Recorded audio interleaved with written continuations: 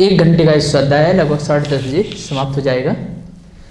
और इसमें कुछ चर्चाएं की जाएंगी तो धर्म से जुड़ी हुई, जीवन से जुड़ी हुई, जिसके लिए आप सुनने के लिए बैठे हुए हैं। तो सबसे पहले मंगलाचरण करने के पहले आप ए मुद्रा बनाइए। ए मुद्रा के बाद ऐसे बैठिए। अब जितनी सांस आप अंदर भर सकते हैं उतनी धीरे धीरे सांस भरिए, धीरे धीरे, और धीरे धीरे पूरी सांस को बाहर निकाल दीजिए।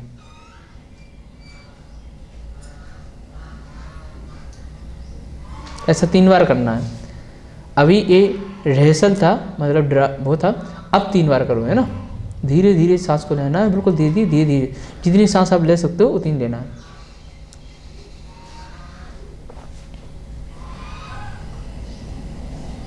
सांस के साथ ही सारा स्ट्रेस, सारी चीजें बाहर निकल जाएंगी।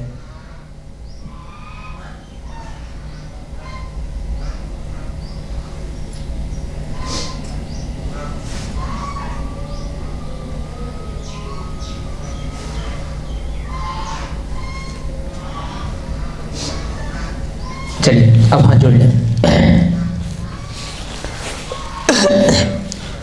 ओम नमः सिद्धेभ्यः,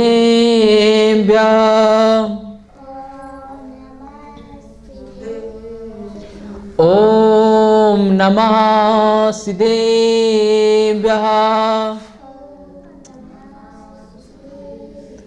ओम नमः सिद्धेभ्यः।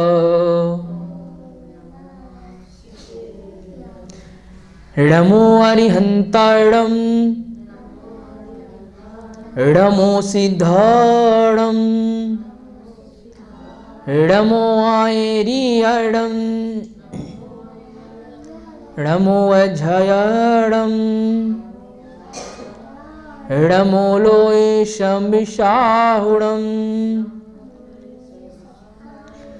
मैं नन्हा बालके प्रभो, नहीं मुझे में कुछ ज्ञान। मैं नन्हा बालके प्रभो, नहीं मुझे में कुछ ज्ञान।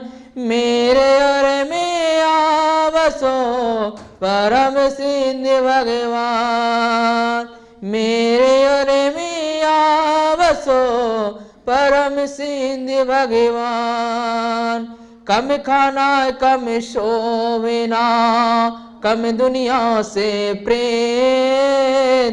कम खाना कम सोना, कम दुनिया से प्रेम।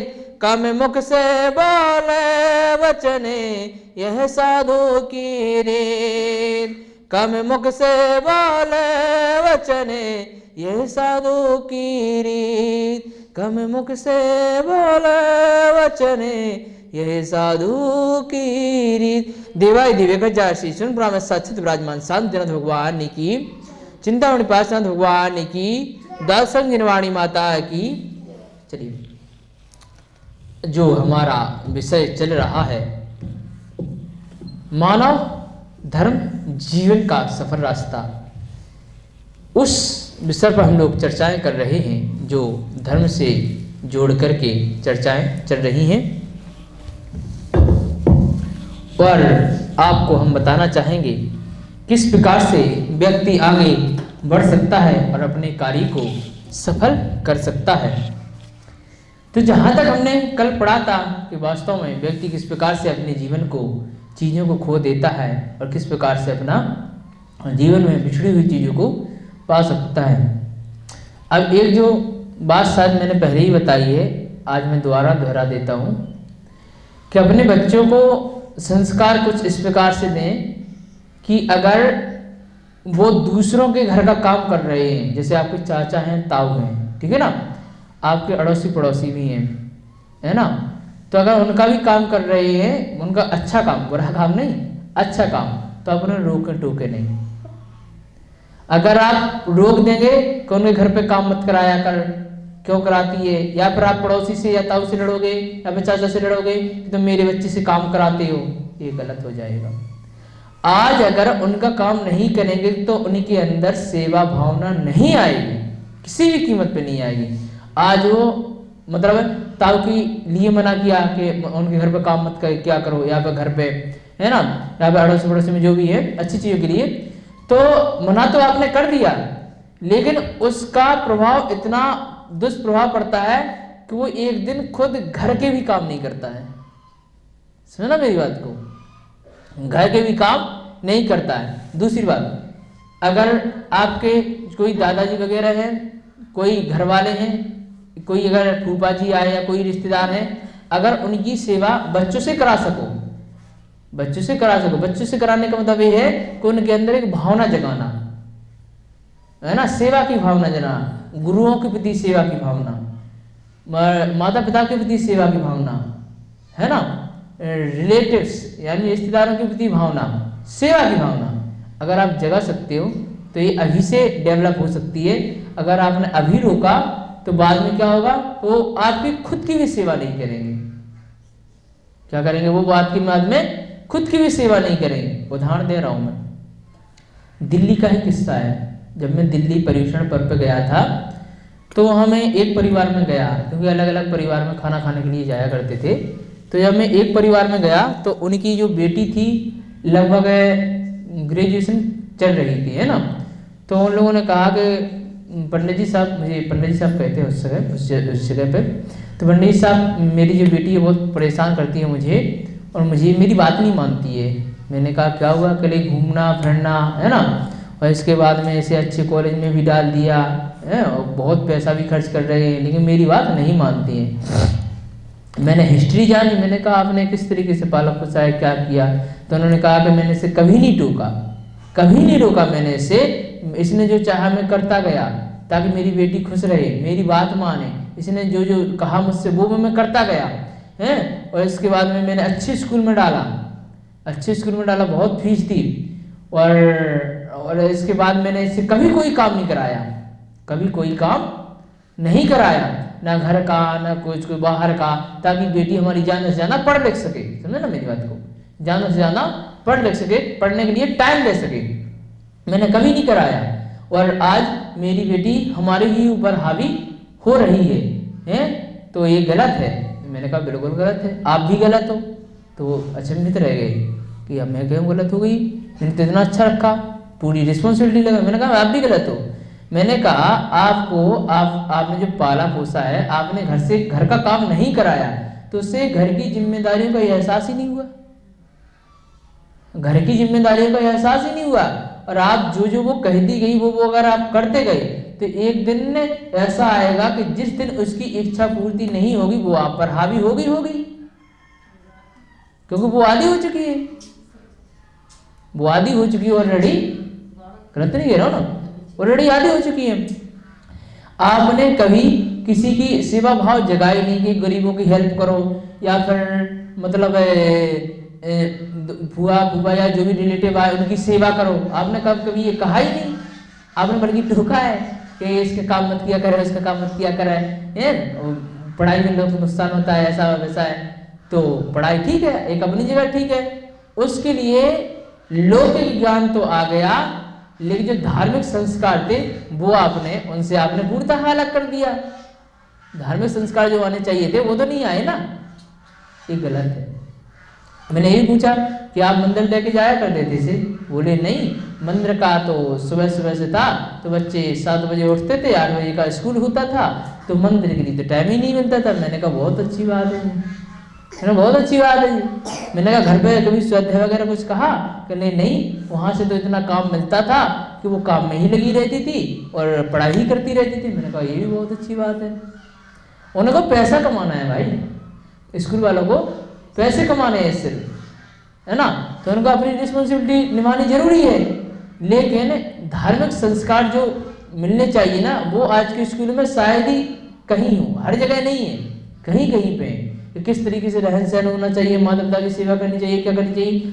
बच्चे खुद अपने आप को माता पिता से ज्यादा टैलेंटेड समझने लगते हैं, जो गलत होता है, जो गलत होता है, ऐसा कभी नहीं होना चाहिए। और वो बच्चे अधिकतर समझ लें जो हाई स्कूल में हाई एजुकेशन पढ़ते हैं और लोग वाग उसके स्कूल का नाम सुन के ताज्जुब रह जाए, तुम इस स्कूल में पढ़ रहे हो तो तुम अच्छे हो, है ना, तो वो समझते कि मैं स्कूल में पढ़ रहा हूँ तो मैं तो बहुत अच्छा हो गया। गलत है, ये चीज गलत होती है, ये चीज नहीं होनी चाहिए। उसका सारांश समझिए, उसमें अहंकार विद्यमान कर रहे हो आप, अहंकार यानी घमंड विद्यमान कर रहे हो आप कि मैं स्कूल में पढ़ रहा हूँ तो मैं सही हूँ, मैं स्कूल में पढ़ रहा हूँ तो मेरे स्कूल का नाम है, अहंकार हो जाता है, अहंकार आता है, ऐसे में नहीं होना चाहिए। तो बस उन्होंने कहा कि वो घर का ही काम करती वो होमवर्क ही करती रहती थी, तो कभी समय ही नहीं मिलता था घर का काम या धार्मिक चीजें पढ़ाने का। बहुत अच्छी बात है। मैंने कहा इनको पढ़ते पढ़ते, उस समय वो सेकंड ईयर में थी बच्ची, इसको पढ़ते पढ़ते मतलब 12 और 14 साल हो गए, है ना, 14 साल हो गए ना, 14 साल प्लस 2 साल KG1 KG2 वगैरह में वो पढ़ी थी, तो इस तरीके 16 साल। मैंने कहा इसको आप 16 साल से पढ़ा रहे हो, 16 साल से आप पढ़ा रहे हो, है ना, लेकिन वो चीज आप नहीं दिला पाए जो चीज की मेन थी, और आपने लाखों रुपए खर्च करके वो चीज दिला दी जो उतनी मेन नहीं थी, है ना। तो आप 20,000 30,000 50,000 रुपए खर्च करके, है ना, धार्मिक चीजें, धार्मिक अध्ययन, धार्मिक चीज भी तो करा सकते थे। मंदिर अगर उसका, स्कूल अगर उसका 8 बजे का था, आप गाड़ी से तुरंत मंदिर के दर्शन करा सकते थे, नहीं करा सकते थे? करा सकते थे ना, झूठ तो नहीं कह रहा ना। संडे टू संडे जब फ्री हुआ करते थे, आप किसी साधु संत के पास तो ले जा सकते थे, बल्कि आप मॉल में ले करके जा रहे हो, बल्कि आप पार्क में ले करके जा रहे हो, तो पार्क का दृश्य अलग है, मॉल का दृश्य अलग है। साधु संत या किसी के मंदिर में जाकर के दर्शन भी तो करा सकते थे। गलत मत समझना मेरी बात को, मैं क्या समझाने का प्रयास कर रहा हूँ, एक प्रैक्टिकल है, मैं प्रैक्टिकल बता रहा हूँ आपको। उनका इतना समूह रह गया। पंडित जी आप सही कह रहे हो, पंडित जी आप सही कह रहे हो, मैंने ऐसा नहीं किया। तो फिर मैंने कहा कि फिर आप अपने आप को अच्छे पेरेंट्स कैसे कह सकते हो? इंजाम तो पेरेंट्स के ऊपर ही आता है ना, फिर आप अपने आप को अच्छे पेरेंट्स के ऊपर कैसे कह सकते हो? उन्हें अपने आप में एहसास हुआ कि हाँ मैंने नहीं समझा चीजों को, मैं सिर्फ दिखावे में पढ़ा रहा, दिखावे में पढ़ा रहा कि मेरा बच्चा किस स्कूल में जा रहा है, हाई एजुकेशन में जा रहा है। कितनी फीस है भैया? 1.5 लाख या 2 लाख रुपए साल की, या इस तरीके से। एक और अपनी गाजियाबाद से एक सिस्टर आती है यहाँ पर, है ना, कई बार उन्होंने बच्चों को पढ़ाया भी है। उनकी फीस लगभग 25,000 रुपये पर मंथ जाती है, लगभग 10th क्लास में है लगभग वो, है ना। और एक दूसरी वाली भी है जो 7th क्लास में है, उनकी फीस लगभग 12-13 हज़ार रुपये पर मंथ जाती है ना। तो ऐसे बड़े बड़े स्कूल है, लेकिन ये धार्मिक संस्कार जो नहीं दे पाते हैं, सिर्फ बेसिकली ज्ञान देते हैं। चलिए और मैं आपको बताते हैं, आगे चलते हैं। तो उसमें ईमेल के अभाव में, है ना, देखना ध्यान से सुनना, हम जो आगे पढ़ रहे थे, यह लड़का जो ईमेल एड्रेस के अभाव में जॉब ना पाने पर यदि आत्महत्या कर लेता तो क्या उसे सफल कह सकते थे? जिस व्यक्ति ने मतलब क्या का व्यापार खड़ा कर दिया था, बताया था ना अमेरिका में, ईमेल नहीं था उसके पास तो उसे जॉब नहीं मिली थी, तो उसने किस चीज का व्यापार खड़ा कर दिया? हाँ हाँ बताओ किस चीज का? उसने, उसके पास $10 थे, $10 थे। हाँ सही, इसका मतलब आप सही ध्यान से सुन रहे हैं, ध्यान रखना है चीजों को, है ना। सब्जी का व्यापार खड़ा कर दिया था, है ना, $10 थे ना, $10 की सब्जी ले आया था, तो उसने $60 कर लिए थे, ऐसे ऐसे करके उसने कितना कर दिया था ना, ध्यान रखना। अगर वो आत्महत्या कर लेता तो समाप्त हो जाता, नहीं हो जाता, है ना, हो जाता ना समाप्त, तो उसे सफल नहीं कह सकते थे। नहीं, जब भी उसे ईमेल एड्रेस के अभाव में जॉब नहीं मिला तो लोगों की नजर में असफलता, ईमेल एड्रेस के अभाव में, चलो जॉब नहीं मिला, जॉब नहीं मिला, जैसे कोई इंटरव्यू देने के लिए गया, उसे जॉब नहीं मिली तो असफल माना जाएगा, नहीं माना जाएगा? लेकिन लोगों की नजर में असफलता, किसकी नजर में? लोगों की नजर में। लोग तो तुम कुछ कार्य करोगे तब भी कहेंगे कुछ ना कुछ, नहीं करोगे तब भी कहेंगे कुछ ना कुछ, सहायता नहीं करेंगे, वे दूसरों को देखते रहते हैं, ये क्या कर रहा है, ये क्या कर रहा है, इसकी लाइफ कैसी है, और दूसरों की परेशानियों को देख देख कर खुश बहुत होते हैं, ये भी ध्यान रखना। दूसरों की परेशानियों को देख देख करके खुश बहुत होते हैं, लेकिन आपके सामने ऐसा जताएंगे कि मैं आपके दुखी से दुखी हूं। ये सत्य है, असत्य नहीं है, सत्य है। आपके रिश्तेदार हो, चाहे पड़ोसी हो, चाहे आपके कोई भी हो, कुछ व्यक्ति ऐसे होते हैं जो आपको दिखाएंगे कि आपके हम शुभ चिंतक हैं, आपके दुख में हम दुखी हैं, लेकिन अंदर अंदर बहुत खुश होते हैं।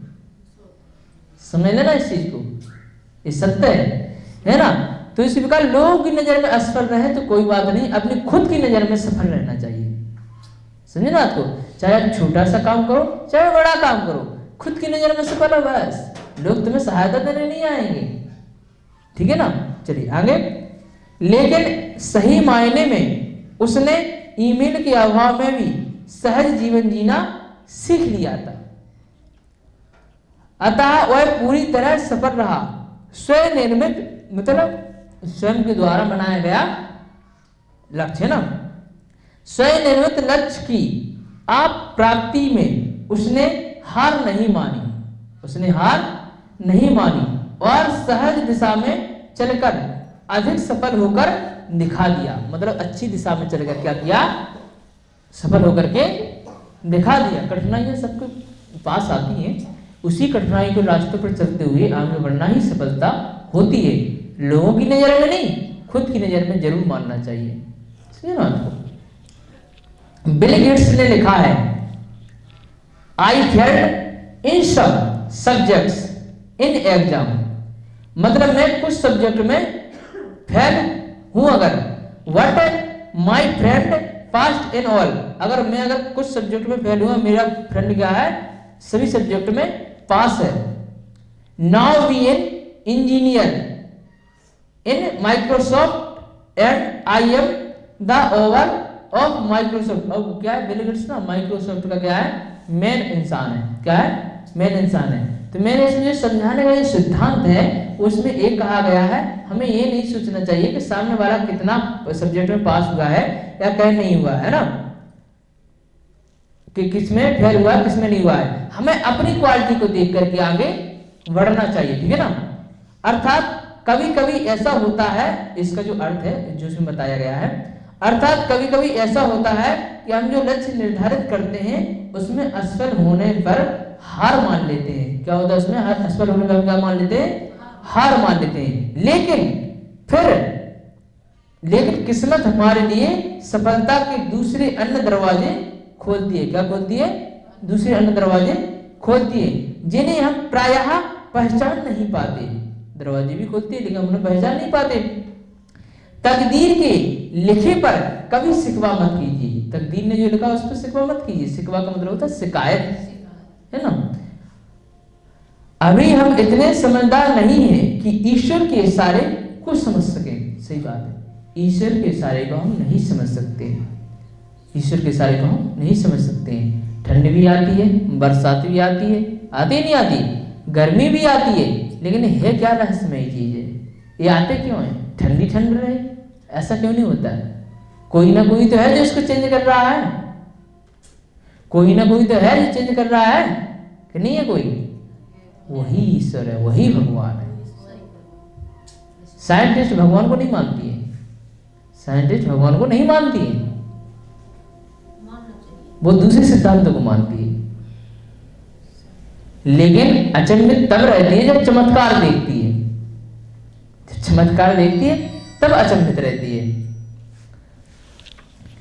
जो चाहा वह ना मिला तो भी आप सफल हो सकते हैं। अगर जो आपने चाहा, अगर वो आप नहीं चाहा, नहीं मिला, तब भी आप सफल हो सकते हैं। जो मिला है उसमें ही बेहतर तरीके से जीना सीखें। जो आपको मिला है उसमें भी क्या सीखना चाहिए, बेहतर तरीके से जीना सीखें, तो आप निश्चित ही सफल हैं। क्या है, सफल हैं।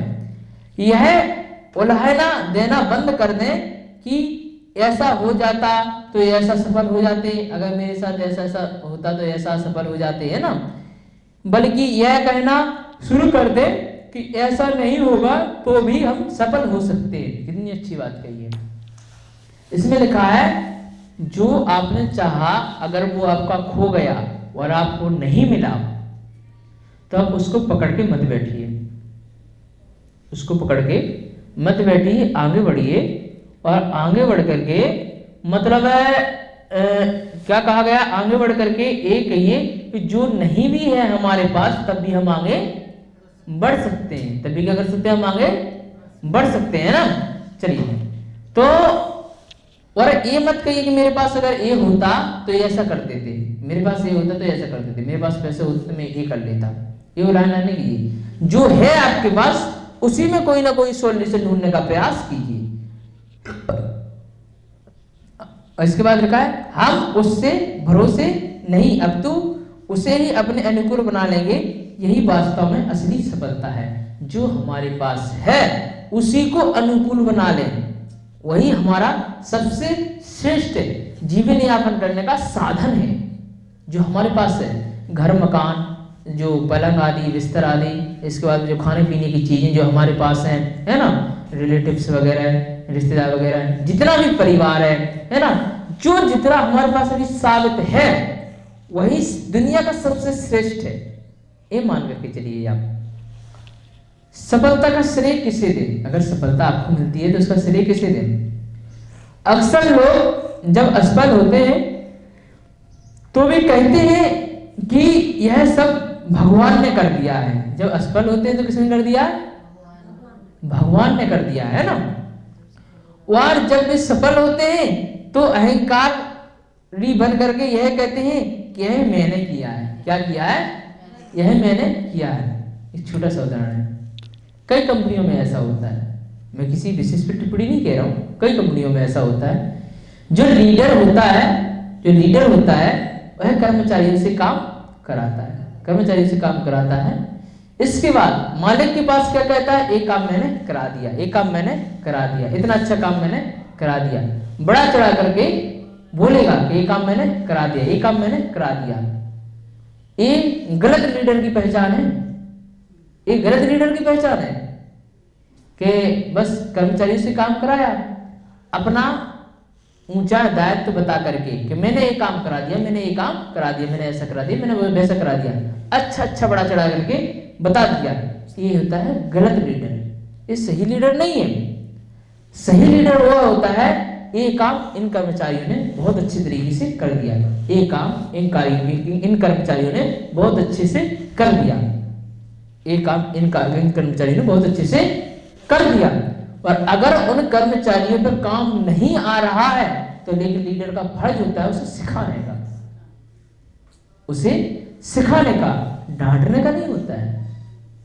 समझे ना मेरी बात को? डांटने का नहीं होता है, चिल्लाने का नहीं होता है, चिल्लाना गलत है। आप किसी के भावना को ठेस पहुंचा रहे हो, आप किसी के मान सम्मान को ठेस पहुंचा रहे हो, चिल्लाना गलत होता है। लेकिन उसे उस चीज को समझाना अलग बात होता है। समझाने के मतलब एक अलग बात होता है कि अगर आप इस तरीके से कार्य करोगे तो ऐसा लॉस हो जाएगा, हमें इस तरीके से कार्य करना है। जिम्मेदारी का एहसास दिलाना ही लीडर का सही फर्ज होता है। मैं किसी विशेष के ऊपर टिप्पणी नहीं कर रहा हूं, मैं समझा रहा हूं। इसी प्रकार परिवार के मुखिया का ये होता है, परिवार के मुखिया का भी यही दायित्व होता है कि अगर कोई बच्चा गलती करता है तो उसे डांटने का नहीं होता है कि आपने डांट दिया, फटकार दिया, नहीं, उसे उस गलती का एहसास दिलाओ, प्लस उसे कैसे सुधारना है उस चीज को भी बताओ, उस चीज को बताओ। और अड़ोसी पड़ोसी या कोई रिश्तेदार गलत रास्ते पे जा रहा है, अगर वो आपको मानता है, अगर आपको वो सही शुभचिंतक मानता है या सही सलाहकार मानता है, तब भी आपकी रिस्पॉन्सिबिलिटी बनती है कि उसको सही रास्ते पर लाया जाए, उसके कहने मात्र से नहीं कि उसने वो जब वो कहेगा तभी हम उसे सलाह देंगे, नहीं, अगर वो नहीं भी कहेगा तब भी आपका फर्ज बनता है कि उसे सलाह देकर के सही रास्ते पे लाएं। एक सच्चे दोस्त का भी यही फर्ज बनता है, अगर उसका कोई दोस्त गलत रास्ते पे जा रहा है तो उसको कैसे भी तरीके से सही रास्ते पर लाए। अगर वो खुद सही है, खुद सही रास्ते पर चल रहा है तो ये फर्ज होता है। तो इसमें क्या लगा है कि अगर आप सफल हुए तो आपने अहंकारी बन करके कह दिया ये मैं सफल हो गया, मैंने इस तरीके से कार्य किया है। अगर आप असफल हुए तो भगवान पर दोष दे दिया, ये गलत है। भगवान को दोष नहीं देना है। वास्तव में अपनी सफलता का श्रेय जिसे दिया जाना चाहिए उसे ना देकर आदमी स्वयं का श्रेय लेना चाहता है। एक बार यात्रियों से भरी एक बस कहीं जा रही थी। समझना, ध्यान सुनना, है ना। एक बार यात्रियों से भरी एक बस कहीं जा रही थी। अब कहीं वो जा रही है, ठीक है ना। अचानक मौसम बदला, धूल भरी आंधी के बाद बारिश में बूंदे गिरने लगी। क्या गिरने लगी? बूंदे। बारिश में बूंदे गिरने लगी, ठीक है ना। हाँ जी, इनको जगह क्या क्या जा रही थी? कौन? अभी मैंने क्या कहा? क्या कहा अभी मैंने? हैं? कौन सी कहानी सुनाना शुरू कर रहे थे अभी हम? यात्रियों से भरा हुआ क्या जा रहा था? तबीयत खराब हो रही है आपकी? कोई बात नहीं है ना, दवाई ले ली आपने? हैं? कोई बात नहीं है ना। मुझे पता नहीं ना, मुझे पता नहीं है कि तबीयत खराब हो रही है आपकी। नहीं, रोहिता जी से भी आप एक बार दवाई वगैरह ले लेना, है ना। चलिए, तो एक बार यात्रियों से भरी एक बस कहीं जा रही थी। कहाँ जा रही थी? कहीं जा रही थी, ठीक है ना। अचानक मौसम बदला। क्या हुआ? मौसम बदला, धूल भरी आंधी के बाद बारिश की बूंदें भी गिरनी शुरू हो गई। बारिश तेज होकर तूफान में बदल चुकी थी। बारिश तेज होकर तूफान आने लगा। तूफान प्लस बारिश, तूफान प्लस बारिश, घनघोर अंधेरा छा गया। क्या छा गया? घनघोर अंधेरा, है ना। भयंकर बिजली चमकने लगी। भयंकर बिजली चमकने लगी, बिजली कड़क कर बस की तरफ आती और वापस चली जाती। किसकी तरफ आती? बस की तरफ आती और वापस चली जाती। ऐसा कई बार हुआ, ऐसा कई बार हुआ। बिजली आई और चली गई वापस, बिजली आई और चली गई वापस, ठीक है ना। तो लोगों ने समझा कि भैया इसमें कोई, तो ध्यान सुनना, तो सबकी सांसें ऊपर की ऊपर, नीचे की नीचे। ड्राइवर ने आखिरकार बस को एक बड़े से पेड़ के करीब 50 कदम की दूरी पर रोककर यात्रियों से कहा। क्या कहा?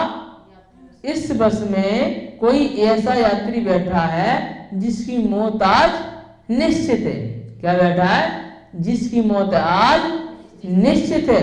उसके साथ साथ कहीं हमें भी अपनी जिंदगी से हाथ धोना ना पड़े, धोना ना पड़े। इसलिए सभी यात्री एक एक जाओ और उस पेड़ के हाथ लगाकर आओ। क्या कहो? एक एक जाओ, उस पेड़ को हाथ लगाकर आओ। अगर किसी की मौत निश्चित होगी तो बिजली को उसके ऊपर गिर जाएगी, मौत हो जाएगी उसकी, बस बच जाएगी। ड्राइवर ने ये सोचा। ध्यान सुनना, है ना। ये कहा, फिर क्या हुआ? जो भी बदकिस्मत होगा उस पर बिजली गिर जाएगी, बाकी सब बच जाएंगे, बाकी सब बच जाएंगे। तब क्या हुआ? सबसे पहले जिसकी बारी थी उसको 2-3 यात्रियों ने जबरदस्ती धक्का देकर बस से नीचे उतारा। सबसे पहले जिसकी बारी थी उसको 2-3 यात्रियों ने, एक ने नहीं, 2-3 यात्रियों ने धक्का देकर के बाहर निकाला कि जा छू के आ जा, है ना। वह धीरे धीरे पेड़ तक गया, डरते डरते पेड़ के हाथ लगाकर भागकर आकर बस में बैठ गया, बच गया। ऐसे ही एक एक कर सब जाते और भागकर आकर बस में चैन की सांस ले लेते थे कि अब मैं बच गया। अंत में केवल एक आदमी बच गया। कौन बच गया? एक आदमी बच गया। उसने सोचा कि, उसने क्या सोचा कि आज तो मेरी बलि निश्चित है। तब उसे किसी अपराधी की तरह देख रहे थे। सब लोग कैसे देख रहे थे? अपराधी की तरह। अपराधी भाई यही है, इसी की वजह से हम सारे आज मारे जाते हैं ना। जो आज उन्हें अपने साथ ले मरता उसे भी जबरदस्ती बस से नीचे उतार दिया। वह भारी मन से पेड़ के पास पहुंचा और जैसे ही वह पेड़ के हाथ लगाया, तेज आवाज से बिजली कड़की और बिजली बस पर गिर गई। किस पर गिरी? बस पर गिर गई। जिसे बदकिस्मत मान रहे थे वे नहीं जानते थे कि आज उसकी वजह से ही सबकी जान बची हुई है। रहस्य समझ आया ना? रहस्य समझो इस चीज का। एक व्यक्ति लगभग 50 में 50 लोग होंगे ना, एक व्यक्ति की वजह से 50 लोग बचे हुए थे, और एक व्यक्ति उन 50 लोगों से अलग हुआ तो 50 लोग क्या हो गए? मर गए। एक व्यक्ति ही संस्था का नाम खराब करने के लिए काफी रहता है। एक व्यक्ति ही संस्था का नाम या कंपनी का नाम या ब्रांड का नाम, कोई भी हो, उसका नाम खराब करने के लिए काफी रहता है। वही व्यक्ति संस्था का नाम ऊंचा उठाने के लिए काफी रहता है। आज एक व्यक्ति की बदौलत ही संस्थानों में मैदान चल रही है। एक व्यक्ति की बदौलत है ना, पूरा खड़ा कर दिया, नहीं कर दिया? खड़ा कर दिया। और किसी कर्मचारी की व्यक्ति से, मतलब उदाहरण है, किसी कर्मचारी की व्यक्ति से जो बिहेवियर में सही नहीं हो या गलत रास्ते पर हो, है ना, उसकी वजह से कुछ हो जाए तो गलत है ना।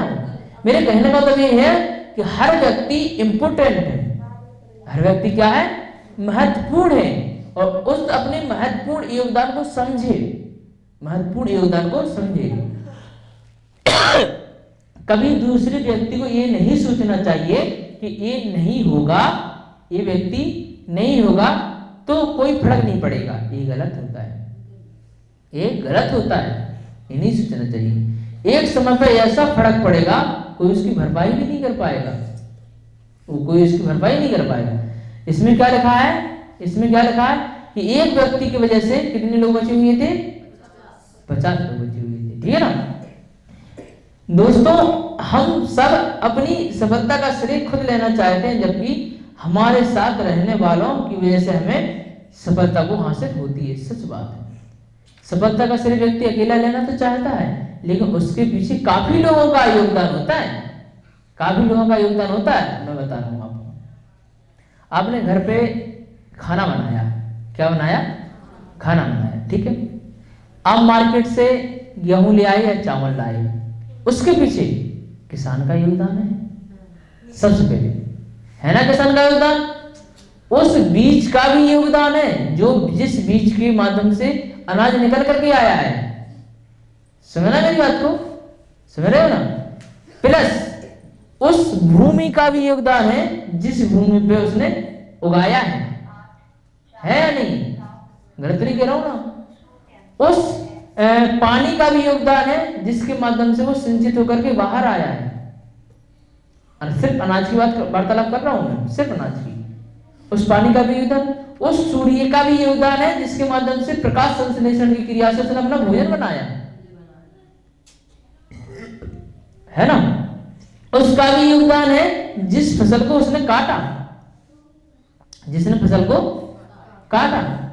उसका भी योगदान है, जिसने वहां से ढो करके मंडी तक पटका, तो उसका भी योगदान है, जो तो अपनी धीरे धीरे करके दुकानदार तक आया।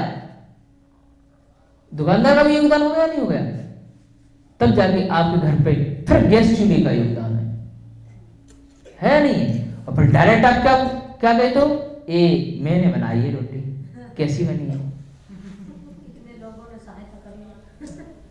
मैं झूठ तो नहीं कह रहा ना? तो लोगों को सफलता का श्रेय सिर्फ अपने आप को नहीं देना चाहिए, टीम वर्क को देना चाहिए, जो टीम आपके साथ काम कर रही है। यह सही लीडर की पहचान है। एक छोटा सा उदाहरण था ये, ठीक है ना? हर चीज के पीछे बहुत लोगों का योगदान होता है। अगर कोई सफल व्यक्ति अगर जॉब हासिल कर लेते, ठीक है, उसके पीछे योगदान किसका होगा?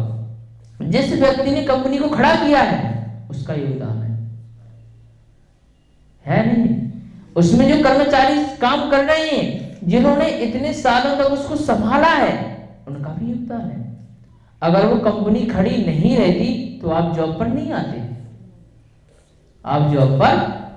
नहीं आते, जिन्होंने शुरू से सींचा हुआ है इस कंपनी को, तो अब नहीं होता। गलत तो नहीं कह रहा ना मैं, है ना? तो तो ऐसे सबका योगदान होता है और सबको साथ लेकर के चलना ही सही चीज होती है, ठीक है ना। तो इस प्रकार हमें सबको साथ लेकर के चलना चाहिए। मैं इसमें एक है। अब इसमें आगे ईश्वर का स्मरण कहा है, तो ईश्वर का स्मरण मैं पढ़ता हूं अपने उसमें, है ना। स्वमत मंडल परमत खंडन वंदे करें, माता पिता और गुरुजनों का आशीष श्रद्धा का कमाल, अपने इष्ट का दर्शन करें प्रदर्शन नहीं। अपने इष्ट यानी जो भगवान है उनका ना दर्शन करना चाहिए, प्रदर्शन नहीं करना चाहिए। इस लाइन को मैं समझाता हूँ, उसमें मैं भी हूँ, मैं अलग से नहीं हूँ, है ना, ध्यान रखना। इष्ट यानी भगवान क्या है, अपने इष्ट का दर्शन करें प्रदर्शन नहीं। लोग क्या करते हैं, प्रतिमा के दर्शन कम करते हैं, वीडियो बना करके ज्यादा वायरल जरूर करते हैं। पहले दर्शन कर लें, पहले व्यवस्थित दर्शन कर लें, फिर धर्म प्रचार के लिए आप वीडियो बना सकते हैं। धर्म प्रचार के लिए वीडियो या फोटो खींच सकते हैं, लेकिन पहले दर्शन ढंग से कर लें, प्रदर्शन नहीं। लोग क्या करते हैं कि अगर कहीं मंदिर में गए तो फोटो खींची और सब जगह वायरल किया, जबकि उसने दर्शन ढंग से नहीं किए। नहीं समझे बात को, दर्शन ढंग से किए ही नहीं, जो मंत्र आदि पढ़ने चाहिए थे वो पढ़े ही नहीं, सिर्फ फोटो खिंचा ली या वीडियो बना ली। वो गलत होता है, वो गलत होता है। दर्शन करें प्रदर्शन नहीं। तो पहले आप दर्शन कीजिए विधिवत तरीके से, जो उसकी विधि है, फिर धर्म प्रचार के लिए कि मैं भी यहाँ के दर्शन करके आया हूँ, आप भी यहाँ के दर्शन करके आइए। मैं अहिंसा स्तर गया था, वहाँ की जो फोटो दर्शन करने के बाद, विधिवत दर्शन करने के बाद, विधिवत अर्घ समर्पित करने के बाद, पहले हम लोगों ने विधिवत अर्घ समर्पित किया, वहां भी भगवान थे। अर्घ समर्पित करने के बाद फोटोग्राफी भी की धर्म प्रचार के लिए। किसके लिए की? धर्म प्रचार के लिए। फिर विष्णु भैया जो हमारे यहाँ पे हैं वो बोले कि गुरुजी आप अहिंसा स्थल हो आए। हमने कहा हाँ, सारे ज्ञानदान गुरुकुल सब लोग गए थे। तो उन्होंने कहा कि देखो तुम लोगों का पुण्य अच्छा है कि आप दर्शन कर आए, हम दिल्ली में ही रहते लेकिन हमें समय ही नहीं मिलता है। समय ना मेरी बात को, उन्होंने कहा कि हम दिल्ली में ही रहते लेकिन हमें समय ही नहीं मिलता है। तो उससे क्या हुआ, धर्म प्रचार हुआ कि नहीं हुआ, कि ये लोग दर्शन करके आ गए, हम नहीं जा पाए। तो कहीं ना कहीं उनके दिमाग में एक आग लग गई कि हमें भी दर्शन करने जाना चाहिए। समझ ना मेरी बात को, कहीं ना कहीं उनके मन में आग लगी ना, हमें भी दर्शन करने के लिए कहीं ना कहीं जाना चाहिए। ये लोग इतनी दूर से दर्शन करा, मैं नहीं जा पाया। तो धर्म प्रचार के लिए फोटोग्राफी कर सकते हो, लेकिन उससे पहले दर्शन करना आपको बहुत जरूरी है, ठीक है ना। अपने इष्ट के प्रति आस्था बनाए रखें, यानी भगवान के प्रति क्या बनाए रहे, आस्था बनाए रखें। प्रतिकूल परिस्थिति में भी ना भूलें। अपने इष्ट को जाको राखे साइया, मार सके ना कोई। पहले कर्म फिर धर्म करना ही यह रीति है। पहले अपना कर्म करो। मैं आपको बताता हूं इसमें जो छुपी हुई चीज है, पहले कर्म फिर धर्म करो, यही रीति है। अब मैं इसको गहराई से बताता हूं। इस लाइन को व्यक्ति समझ नहीं पाते हैं कि वास्तव में लाइन में कहा क्या जा रहा है। सिर्फ कहते हैं कि कर्म करो फिर धर्म करो, कर्म करो फिर धर्म करो, लेकिन वास्तव में कहा क्या जा रहा है मैं आपको बताता हूं। अगर आपके यहां माता पिता हैं, बूढ़ी अवस्था में माता पिता हैं, तो पहले आपका कर्म क्या है? कर्म मतलब उत्तरदायित्व भी होता है। आपका कर्म पहले क्या है? माता पिता की सेवा करने का है। डायरेक्ट साधु संत बन के धर्म करने का नहीं है। समझ रहे मेरी बात? डायरेक्ट साधु संत बनने का नहीं है धर्म, ये गलत हो जाएगा। आप तो कहने लगो कि मैं साधु बन गया हूं, देखो मैं धर्म कर रहा हूं। जो घर में जो माँ बाप है बेचारे पीड़ित हैं, वो आपका पहले कर्म था, इसलिए कहा है पहले कर्म करो फिर धर्म करो। इस लाइन को समझा रहा हूं मैं। दूसरी बात, आपके पास पैसे नहीं है, आपके पास सिर्फ समुचित पैसे हैं कि परिवार का पेट पाल सके, परिवार का पेट पाल सके, सिर्फ आपके पास इतने ही पैसे हैं, लेकिन आपने दिखावे के लिए दान देना शुरू कर दिया कि मेरा नाम बढ़ेगा, मंच पे माला पहनाई जाएगी, है ना, और माला के साथ मुझे मान सम्मान दिया जाएगा, मेरा रुतबा बढ़ेगा, है ना, मैं दान दूंगा। तो परिवार आपका भूखा मरे और धर्म में आप दान दो, वो गलत होगा। क्या होगा? गलत होगा। पहला कर्म क्या है आपका? घर का पेट, बीवी बच्चे जो भी हैं आपके, या फिर जो अभी आपका परिवार है, उनका पेट पालने का मतलब है कि उनको व्यवस्थित खाना, सुचारू रूप से जीवन यापन करने की सुविधाएं देना, उसमें पैसा खर्च करो। आपका डायरेक्ट धर्म की ओर पैसा जाना गलत है, क्योंकि स्पष्ट कहा है। इस लाइन को हर कोई समझ नहीं पाता था, मैं समझाने की कोशिश कर रहा हूँ, शायद आप लोग समझ पा रहे हो, है ना। दूसरा, पहले कर्म करो फिर धर्म। कर्म क्या है? अगर आप ड्यूटी पर आए हैं, समझना मेरी बात को, अगर आप अन्यथा मत लेना इस चीज को, है ना। कर्म और धर्म यहाँ तो दोनों ही साथ साथ में हैं अभी तो फिलहाल। तो पहले कर्म, आप अगर आप ड्यूटी पे आए हैं तो पहले आपको क्या करना चाहिए? पहले यहाँ की ड्यूटी निभानी चाहिए, यहाँ की ड्यूटी निभानी चाहिए। ये आपका कर्म होगा, या क्या होगा? कर्म होगा। और इसके बाद आप घर पे जाकर के और विचार करके और धर्म आदि कर सकते हो। और इसके बाद में कई सारी ऐसी चीजें हैं, हर चीज में घटित होता है, हर चीज में घटित होता है कि पहले कर्म फिर धर्म करो, है ना।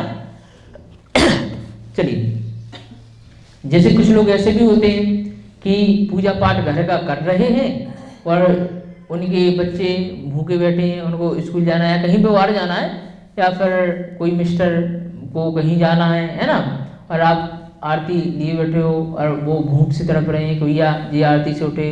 कई जगहों पे ऐसा देखा है, इसलिए बता रहा हूँ। तो काम करूँ मतलब तुम्हें खाना, मतलब खाना खा के जाऊँ, है ना, तो वो भी गलत हो जाता है। क्या हो जाता है? वो गलत हो जाता है, क्योंकि पहले कार्य जरूरी है ना। आगे आगे क्या कहा है?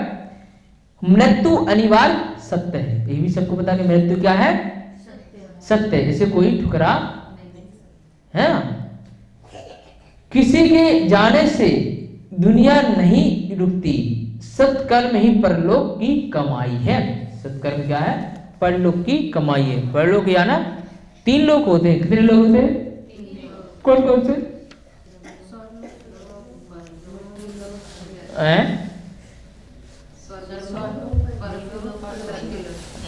स्वर्गलोक, स्वर्गलोक है, वह परलोक, वह मृत्यु लोक। चल ठीक, कोई बात नहीं, मैं समझा देता हूँ। वो आप अपने हिसाब से सही कह रहे हो, आपको पता तो है कि 3 लोग कौन कौन से होते हैं, ऊपर और मध्यकाल और नीचे वाला, है ना। अब मेन सारांश आपका यही है ना। उसे जो जैन धर्म में बताया गया है उसे अधोलोक, अधोलोक यानी नीचे, मध्यलोक यानी, मध्यलोक यानी क्या हो गया? बीच में, ऊर्ध्वलोक यानी ऊपर वाला लोक, परलोक। परलोक का मतलब क्या होता है? यहाँ से परलोक का मतलब सिर्फ यही नहीं है, स्वर्ग से ही नहीं है, किसी भी लोक में जा सकते हो, अब नीचे भी जा सकते हो, ऊपर भी जा सकते हो। परलोक की कमाई है, इसने क्या कहा है? ध्यान से पढ़ना चाहिए। पहले कर्म नहीं, सत्कर्म ही परलोक की कमाई है। क्या है? सत्कर्म ही परलोक की कमाई है। यहाँ पर अगर आप सत्कर्म यानी अच्छे कार्य करोगे वही परलोक की कमाई है। अगर आप ज्यादा पाप करोगे तो नरक जाओगे, तो ज्यादा दिन तक वहां पर रहोगे नरक में। क्या रहोगे? ज्यादा दिन तक रहोगे। कम पाप करोगे कम दिनों तक रहोगे। अच्छे और ज्यादा अच्छे कर्म कर लिए तो स्वर्ग में पहुंच जाओगे। जितने अच्छे कर्म करोगे उतने दिन तक स्वर्ग में रहोगे। उससे भी ज्यादा अच्छे का कर्म हो गए तो और ज्यादा दिन तक स्वर्ग में रहोगे, है ना। अब और सबसे ज्यादा कर ली परमात्मा बन गए, परमात्मा बन गए, ठीक है ना। इसमें हम लोग यहां तक का आज समाप्त करते हैं। आगे कल और देखते हैं। एक छोटी सी कहानी याद आ रही थी, मैं आपको समझा देता हूं, है ना। ध्यान रखना, एक शायद मैंने उदाहरण पहले ही बताया है। लोग आप सोचते हैं कि हमें इसने जकड़ रखा है या हमें उसने जकड़ रखा है। समझ ना मेरी बात को। एक बंदर का उदाहरण दिया। बंदर को कैसे पकड़ते हैं? बंदर को कैसे पकड़ते हैं? हाँ, बंदर जो होता है उसे कैसे पकड़ते हैं?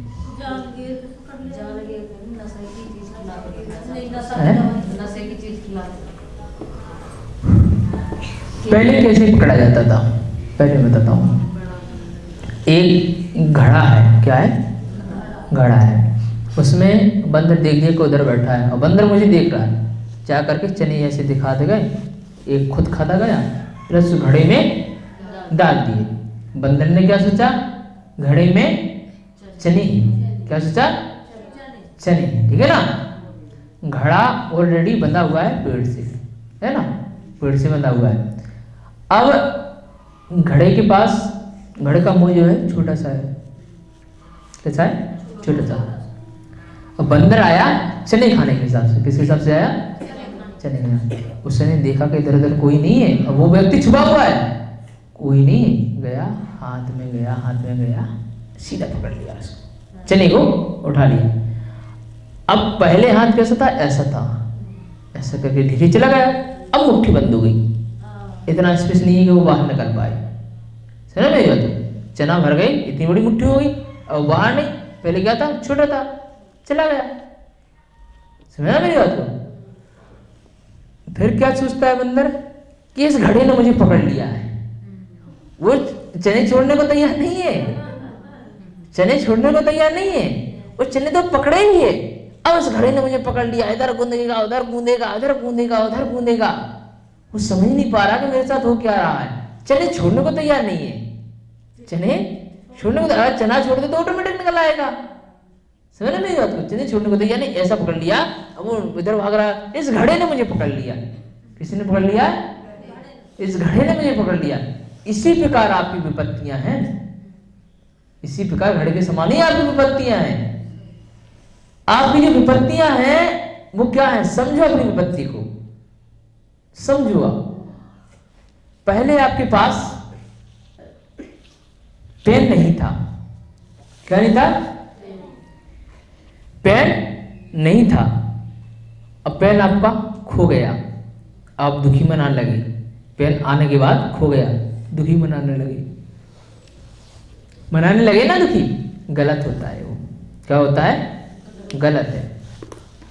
आप कुछ लेकर के नहीं आए थे, इसका मतलब क्या है, पेन ने आपको पकड़ रखा है, आप छोड़ने का नाम नहीं ले रहे, पेन को छोड़ दो, आप दुख ऑटोमेटिक कम हो जाएगा। गलत नहीं कह रहा हूं मैं। आपके 100 रुपये, 60 रुपये में आपका परिवार का खर्चा चल रहा है, ठीक है ना। आप कंजूसी कर रहे हैं, 60 रुपये आप खर्च नहीं कर रहे हैं, कंजूसी कर रहे हैं, फिर आप दुखों को झेल रहे हैं, झेल रहे हैं, झेल रहे हैं, ठीक है ना, कष्टों को सहन कर रहे हैं। फिर कहते हैं देखो मैं कष्टों को झेल रहा हूँ, मतलब आपने पैसों को पकड़ रखा है, पैसों को पकड़ रखा है, पैसों को आप छोड़ दो, 60 रुपये उसमें से खर्च कर दो, है ना, आपकी जो सुचारू रूप से जीवन यापन करने की चीजें वो आ जाएंगी, है कि नहीं। ऐसे कई जगह उदाहरण है जिससे आपको ममत्व नहीं रखना चाहिए। ममत्व यानी मोह, आप मोह को छोड़ दीजिए, मोह को छोड़ दीजिए। मोह जो है वो घड़े के समान है, क्या है, घड़े के समान है। घड़े ने आपको नहीं पकड़ रखा है, आपने मोह को पकड़ रखा है। चने, मतलब आप चना छोड़ दो, चना छोड़ दो यानी मोह छोड़ दो, क्या छोड़ दो, चना छोड़ दो यानी आप मोह छोड़ दो। अगर वो चना छोड़ देगा वहां पे तो आजाद हो जाएगा, नहीं हो जाएगा। उसी प्रकार आप हर चीज, हर वस्तु से विचार करना, आज रात में विचार करना, हर वस्तु से, हर व्यक्ति से मोह छोड़ दो आप। मोह यानी ममता, मोह, राग छोड़ दो आप, तो ऑटोमेटिक आपके सारे दुख निवारण हो जाएंगे। क्या हो जाएंगे, यहां तक कि मोह का मतलब अपने अपने आप से ही लिया गया है। क्या अपने आप से ही छोड़ दो, अपने आप से ही मोह छोड़ दो, दूसरों से नहीं, सिर्फ अपने आप से भी लिया गया है। फिर आपको कोई कुछ भी कहे, आप जरा भी दुखी नहीं होंगे, आपको अपने आप से ही मोह नहीं है। आपको कोई गालियां भी दे अड़ोसी पड़ोसी, तब भी आप खुश रहेंगे, आपको अपने आप से ही मोह नहीं है। समझे बात को, ये गहरा विषय है, ये गहरा विषय है। जिस प्रकार बंदर चना नहीं छोड़ पा रहा है ना, उसी प्रकार मोह छोड़ना भी आसान नहीं है। और जब दूसरा व्यक्ति आता है तो चना छुड़ाने के बाद ही तो लेता है, चना छुड़ाने के बाद तो लेता है, तो जबरदस्ती खींच देता है उसको, ऑटोमेटिक छूट जाते चने, है हो गए। उसी प्रकार साधु है, भगवान है ना, समझाते हैं, बताते हैं, एहसास दिलाते हैं, तब मोह छूटता है। ठीक है ना। चलिए इतना करके मैं अपनी वाणी को विराम देता हूँ, इसके आगे कल पढ़ेंगे, है ना। चलिए हाथ जोड़िए, यूनिवर्सिटी करेंगे। जा वाणी के ज्ञान ते सूझे लोकालो, सो वाणी मस्तक नमो सदा देते दो। हे जिन वाणी भारती तो है जपो दिन रे, जो तेरी शरणा गहे सो पावे सुख चैन। देव बजुवर हंत को गुरु सेवा निज रैन, दया धरे पालो सदा यही मोक्ष का बर।